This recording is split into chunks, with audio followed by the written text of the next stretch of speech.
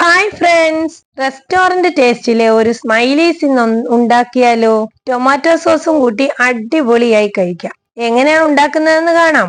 ആദ്യമായി ടൊമാറ്റോ നന്നായി പുഴുങ്ങി കട്ടയില്ലാതെ ഉടച്ച് യോജിപ്പിക്കുക.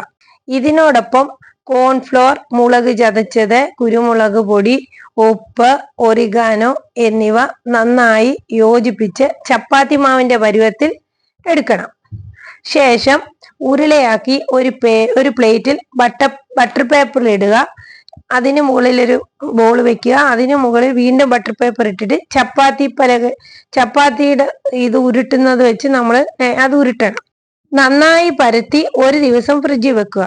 ശേഷം ഇഷ്ടമുള്ള ആകൃതിയിൽ മുറിച്ച് തിളച്ച എണ്ണയിൽ പൊരിച്ചു കോരുക. മയണൈസിന്റെ ഒപ്പവും സോസിന്റെ ഒപ്പവും ഉപയോഗിക്കാം. മസ്റ്റ് ടൈം ട്രൈ ചെയ്യണേ. കുട്ടികൾക്കും മുതിർന്നവർക്കും ഒരുപോലെ ഇഷ്ടപ്പെടും കേട്ടോ. കഴിച്ചിട്ട് കമന്റ് ഇടണേ. ഇഷ്ടപ്പെട്ടാൽ കമന്റും ലൈക്കും ചെയ്യണേ. ബൈ.